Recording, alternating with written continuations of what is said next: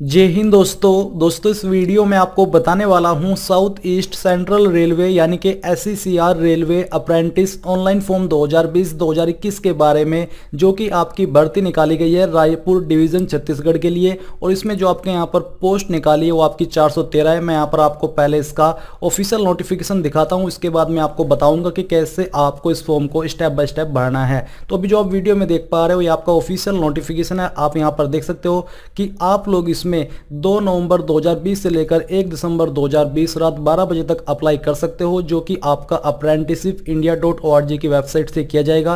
किस ट्रेड के लिए कितने पद निकाले गए हैं उसकी टेबल आप यहां पर चेक कर पा रहे हो। और जो यहां पर वैगन रिपेयर शॉप रायपुर के लिए ट्रेड वाइज वैकेंसी डिटेल है उसकी जानकारी आप यहां पर देख पा रहे हो। इसके अलावा अप्लाई करने के लिए आपसे क्या क्वालिफिकेशन मांगी है वो आप यहां पर देख सकते हो। बेसिकली इसमें 10वीं साथ ही जिस ट्रेड में आप अप्लाई कर रहे हो उस ट्रेड में आपके पास ITI की योग्यता होनी चाहिए। और कैंडिडेट इसमें ऑल इंडिया से अप्लाई कर सकते हैं। एज लिमिट आपकी 15 से 24 साल के बीच रखी गई है। इसके अलावा गवर्नमेंट रूल्स के अकॉर्डिंग SC/ST कैंडिडेट को 5 साल की छूट और OBC को 3 साल की छूट भी दी जाएगी। तो यहाँ पर दोस्तों आपने जानकारी जान ली है। अब बात करते हैं इसके फॉर्म फिलअप प्रोसेस के बारे में। तो ये आपकी apprenticeshipindia.org की ऑफिशियल वेबसाइट है, जिसका डायरेक्ट लिंक आपको इस वीडियो के डिस्क्रिप्शन में मिल जाएगा। ये लिंक आपको ओपन कर लेना है और ओपन करने के बाद अब जो स्टेप मैं आपको बताने वाला हूँ इन स्टेप्स को आपको फॉलो करते जाना है। तो यहाँ पर आना है आपको और आपको देखने को मिलेगा रजिस्टर। तो आपको इसके ऊपर क्लिक करना है और यहां से आपको कैंडिडेट के ऊपर क्लिक करना है।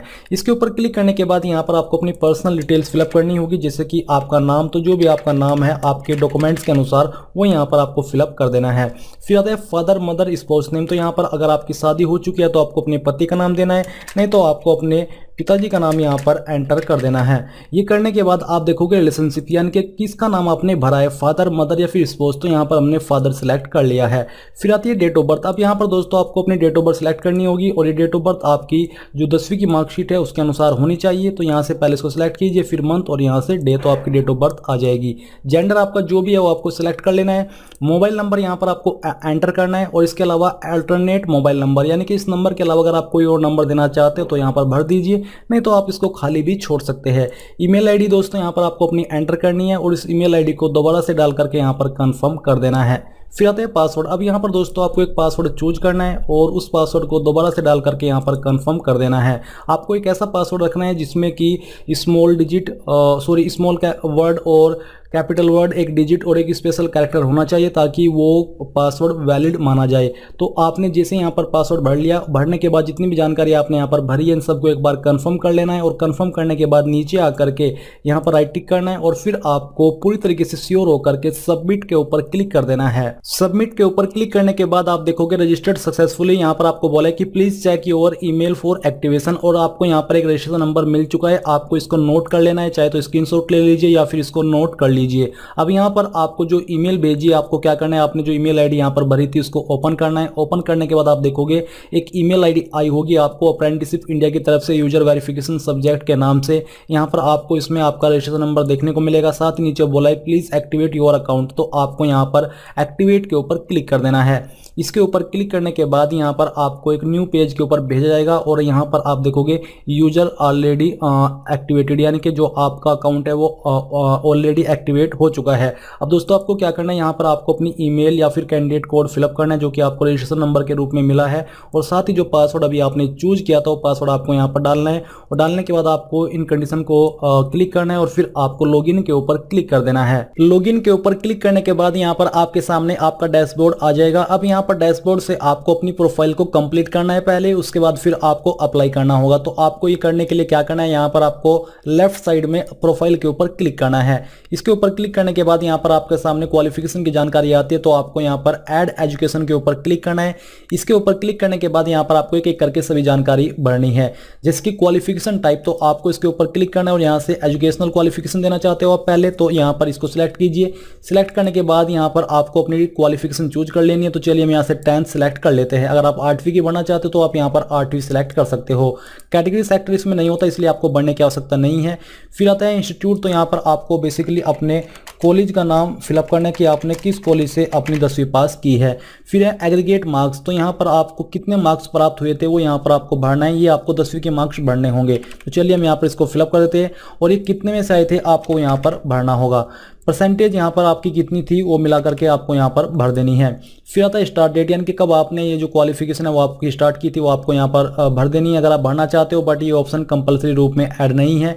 इसके बाद है क्वालिफिकेशन डॉक्यूमेंट, यानी कि जो आपकी 10वीं की मार्कशीट है वो आपको यहाँ पर अपलोड करनी होगी। Format JPEG, JPG, PNG, PDF सब अलाउड है और मैक्सिमम फाइल साइज 4 MB का अलाउड किया गया है। तो यहाँ पर मैं एक रैंडम फाइल अपलोड करके आपको आगे का जो प्रोसेस है वो करके दिखाता हूँ। तो जहाँ पर भी आपकी फाइल है आपको वहाँ पर जाना है और उस इमेज को या फिर उस पीडीएफ फाइल को सिलेक्ट करना होगा। तो चलिए अब मैं यहाँ से एक फाइल सिलेक्ट कर लेता हूँ और इसको सिलेक्ट करने के बाद यहाँ से हम इसको ओपन कर देते हैं। ओपन करने के बाद वो उसका नाम यहाँ पर आ जाएगा। अब जितनी भी जानकारी आपने यहाँ पर भरी इन सबको एक बार चेक करना और फिर यहाँ पर आपको अपडेट के ऊपर क्लिक करना है।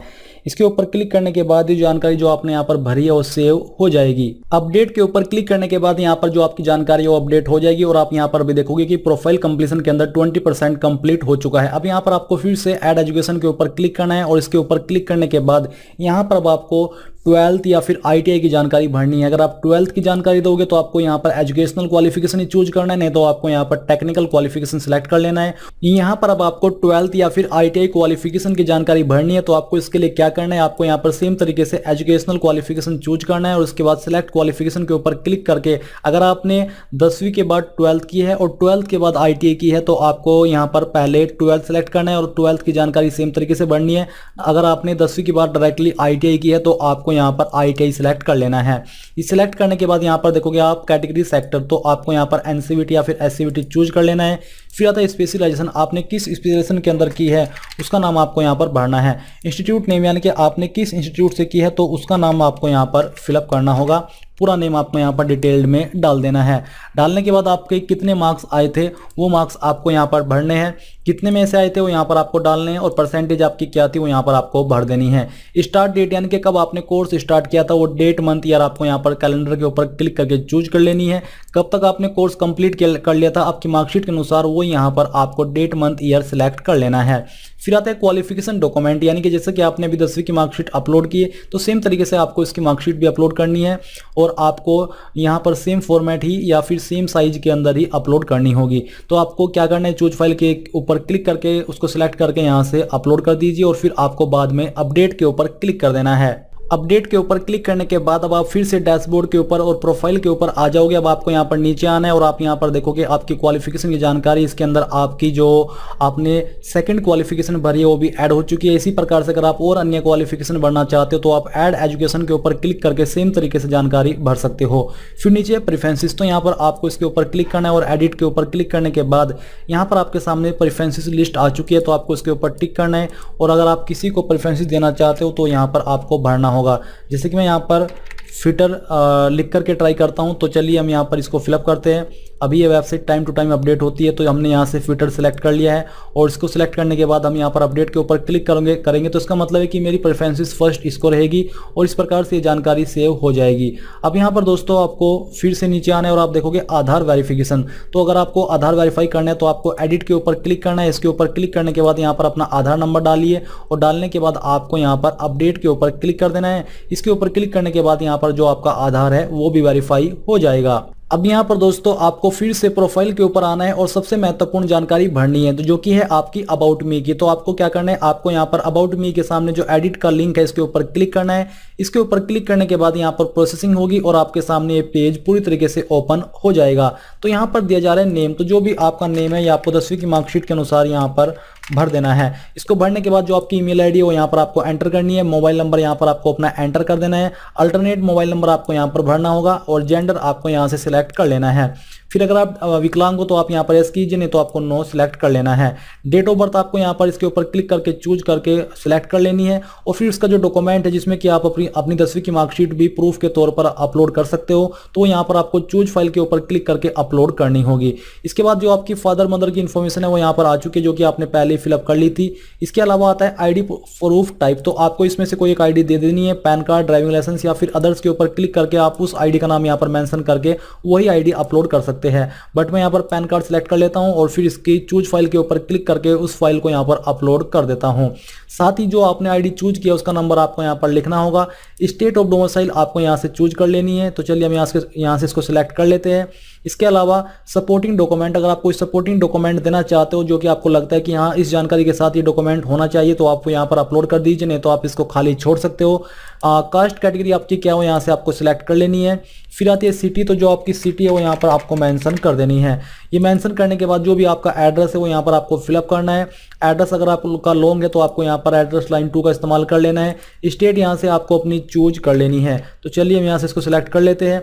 फिर आती है डिस्ट्रिक्ट, उस स्टेट के अंदर आपकी कौन सी डिस्ट्रिक्ट है वो डिस्ट्रिक्ट आपको यहाँ से इसके ऊपर क्लिक करके सिलेक्ट करनी होगी। तो चलिए हम यहाँ पर इसको फिलअप कर देते हैं।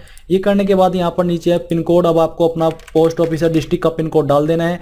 कैंडिडेट सिग्नेचर इमेज, अब दोस्तों यहाँ पर आपको अपना सिग्नेचर इमेज अपलोड करना है। फॉर्मेट आपके सामने सेम ही है और साइज भी सेम ही रखा गया है। प्रोफाइल इमेज आप क्या रखना चाहते हो आपको अपलोड करना है। तो चलिए मैं आपको ये अपलोड करके दिखाता ही हूँ। आपको चूज फाइल के ऊपर क्लिक करना है और जहाँ पर भी आपका सिग्नेचर है वो आपको सिलेक्ट करना है और उसको ओपन कर लेना है। ओपन करने के बाद वो यहाँ पर आ जाएगा।